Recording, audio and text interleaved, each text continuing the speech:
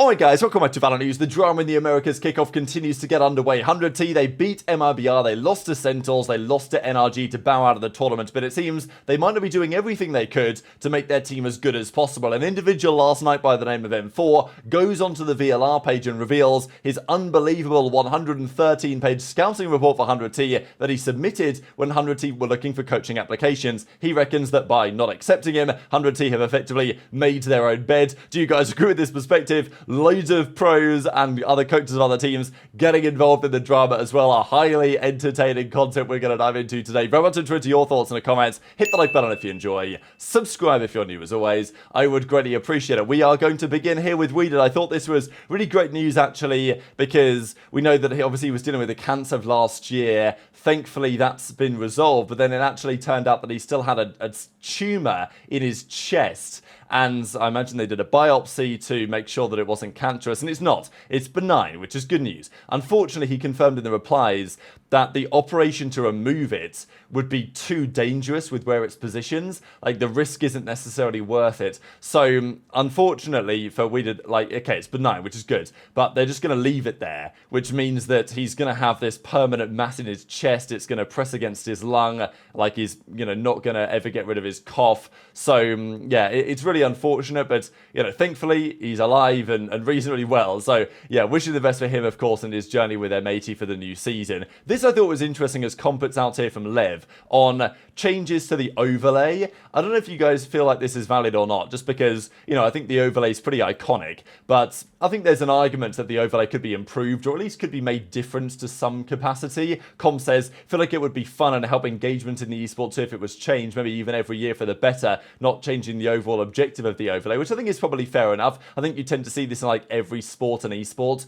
that over time they change the overlay, not necessarily every year, but I think there are always improvements to be made or things to look at from other games or other sports and decide, okay, maybe that could be an approach. And there was a bit of talk here as well that, I mean, of course, this is the overlay we've been used to here for a very long time. They do use a slightly different overlay in China, and actually now they use it in the Pacific as well. So just here by comparison, this is the Americas overlay here, and this is the overlay that I use now in the Pacific as well. And you guys can clearly see, if you've not really watched this before, there are some noticeable differences. It's mainly just like font, really, isn't it? Like the font that they use, some of the spacing, it seems to be a little bit different as well. So it is like a noticeably different overlay. The main thing is, like, you know, the 7 and the numbers here at the top of the screen are noticeably different as well. So yeah, I mean, it's slightly different. It's not really maybe a major deal. Just centralize that up for you guys as well, but you can still see the general picture I'm getting at there. So something to at least think about. We're also going to talk about this. 2 games yesterday in the Pacific, and it was DFM versus Global Esports. And Global Esports, despite lots of talk about their roster, they go down to DFM. Maybe this is the season where the Japanese players come to play, because we talked about Zeta and the state of Japanese Valorant and the difficulties they found themselves in. But, you know, May here from DFM, he's been cooking and he delivered a masterclass this series. 17 and 13 map 1 on the Abyss, but the split was an absolute, like, dominant force. He was 29 and 17 on the Rays. And this mixed team of, you know, Japan and South Korea, they're looking pretty good so far. So this new GE roster with Daeon and Crystal and those guys, they bow out. I mean, I know this is an overtime of 14-12, but still it was a 2-0 win for DFM in the end. Not something you'd expect to have said last year. But yeah, GE bow out of the kickoff, and there's some promise, I would say, still here maybe for Japanese fans wanting to see DFM make a serious run. So we'll see how it goes. They play Paper Rex in a couple of days, which is of course going to be a challenge. The bracket currently looks as follows. They play, yeah, so 1st of February basically is when the next game is happening. There's also this series though, Secret versus RIQ, and again, I think Team Secret, I mean, it's so tough to watch these guys sometimes. Like, they show some promise on occasion, and then when it matters, it's just always the same story. And yeah, RIQ came in here, and they got the job done. It wasn't really that close. I mean, the Lotus Secret won 13-9, but after that, it really was just RIQ that completely took over the series, and Team Secret go down 13-4, and then, yeah, 13-4 again. It's interesting, really, because, like, Secret are not very good at Pearl. They're allowing it into the map pool.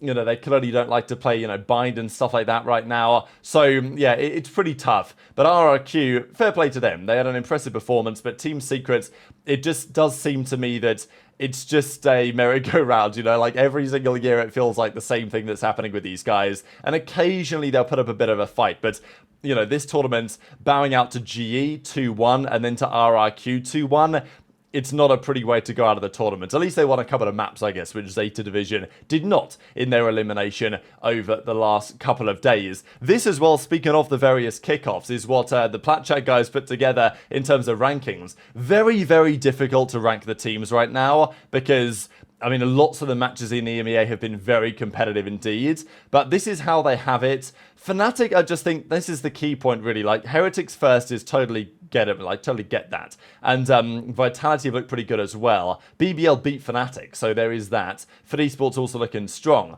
But yeah, fascinating really to look at and imagine, okay, where do we go from here in terms of the bracket? Which teams make it to Bangkok? Because, Fnatic's still in my head are like, wow, Fnatic, right, those guys are unbelievable. But it's not really the case anymore. And according to, obviously, they're already in losers, and even if they're the 5th best team, right, good luck making it to Bangkok in those circumstances. Although Edward Gaming, they, got slapped around 13-4, 13-4 by Trace, and they still came back and won the tournament. That's not necessarily what Fnatic are doing nowadays. Even Boaster does talk about, though, how he's been grinding. January's almost finished, he says. Time just flies when all you do is practice every day. So definitely implies he's working hard, the team's working hard. And in the Americas, this is what they had to say on that. G2, Sen, NRG, 100T. So this is interesting, right? Because 100T, we're going to discuss them in a second, already out of the tournament. But as I said yesterday, there's a possibility that they're actually a very good roster, or at least a sizably decent roster. Okay, G2, as far as these guys are concerned, number one, I think that's absolutely fair with the way that things currently look, and 100T lost to both Sen and NRG.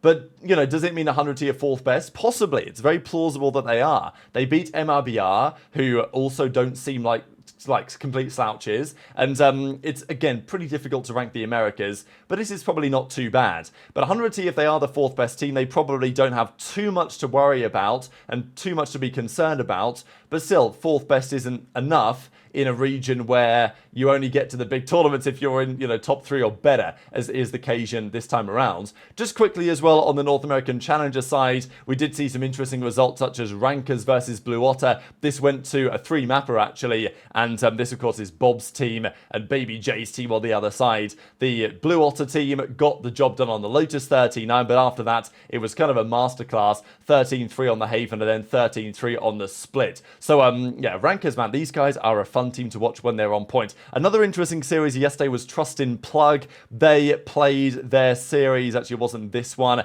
it was the SR Black series, right? Because, of course, Shopify Rebellion, SRG series, sorry, Shopify Rebellion Gold, the female roster that just qualified, and they went down to Trust in Plug, although there was some talk that they need to get used to Teho as an agent because things have changed, obviously, GC into what they're playing now. Jerwin with a bit of a masterclass here. I know that he was hitting up 100T as well the other day to say, hey, you might want to sign me into the roster. Couple of scrim bucks just to go through. Qubit Academy play today, and they were actually playing some scrimmers against EG, which were 10-10, so just a couple of scrim results really here to look at. There was NRG playing M80 as well. This one was 15-7, and there was also Sentinels spotted playing someone, and they were up 22-2. So that's particularly impressive. This is like a G2 level scrim scoreline from what we've seen over the last few days. But let's talk about 100T and some of the drama here, because they've obviously bowed out of the tournament. It's been the big topic of the last few days. Have they got to change anything? What's going on? Nadeshot says he ain't happy with the team exactly.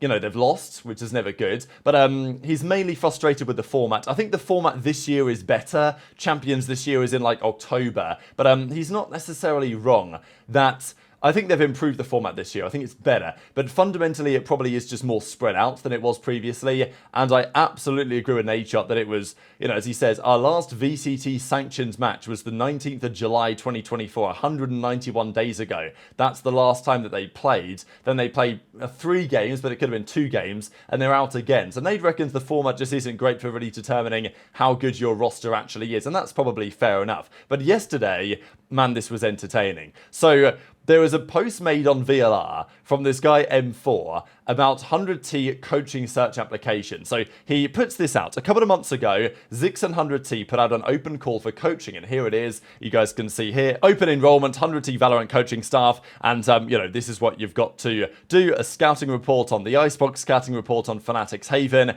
and you guys probably actually remember when I talked about this a couple of months ago. So anyway, he puts his application in, this guy, and he says, I spent 2 weeks putting a tremendous amount of time and effort into creating these 2 analysis reports. Despite the effort, despite reaching out to Zix 2 weeks after the deadline for any words, I was ghosted in bold. Only to find out that your average VCT scouting and analysis report is about 1/200th of the size. The reason I'm bringing this up is because I'm tired of seeing Nade and 100T continue the narrative that they are trying everything they can. They simply are not. They are just continuing the one thing that has plagued esports: cronyism. The normal size of an analysis report in VCT is 1 to 2 pages. For a game that's supposed to be tactical, how do you fit a scouting report into 1 page? How does Nadeshot and the 100T organization pay for such mediocrity when people are putting real effort, as in himself, into their applications? Esports needs to stop being a revolving door. So, you know, absolutely sensational work. Now, okay, let's have a look at this scouting report, shall we? So there's 2 of them here. The Haven one is actually even longer, but the Icebox one begins as follows. And, I mean, look, this is just sensational, right? We've got Icebox, 100T, we've got a couple of, like, Spoder men in the image or whatever,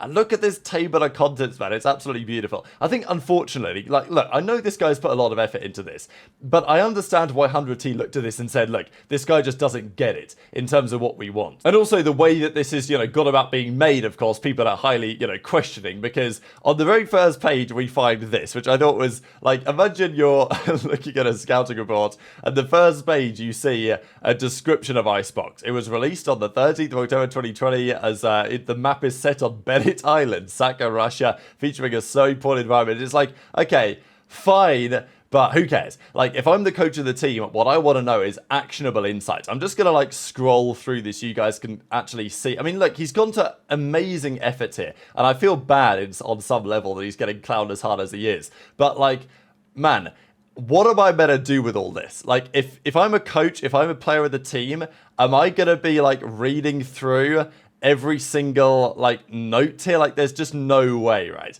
Like, what the teams want is someone who can put together something that is concise, that has actionable takeaways and insights, and you have to scroll basically all the way down here. I mean, it's actually making my eyes water almost going through this. I'm going to scroll it this way, I think.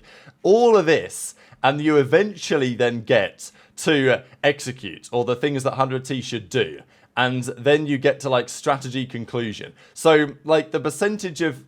It's just all wrong, you know what I mean? Like, it spends a lot of time doing basically nothing, and not much time doing really what 100T would need. So this is what he put together anyway. The reason why this got very entertaining, of course, was that, like, lots of people in the replies were trying to give constructive criticism and saying, look, this is... look, I'm not saying 100T should necessarily have ghosted him completely. I think that when someone puts in that much effort, a message back to say, hey, like, we thank you for all this, but XYZ is the reason why we're not going to consider you for our position or whatever, that might have been nice, that probably could have been doable. But equally, I get why 100T probably saw this and were like, this guy just doesn't get it. But he's obviously got the passion, so, like, there is that. I can see both sides. But people in the replies were saying, hey, like, look, the reason why people...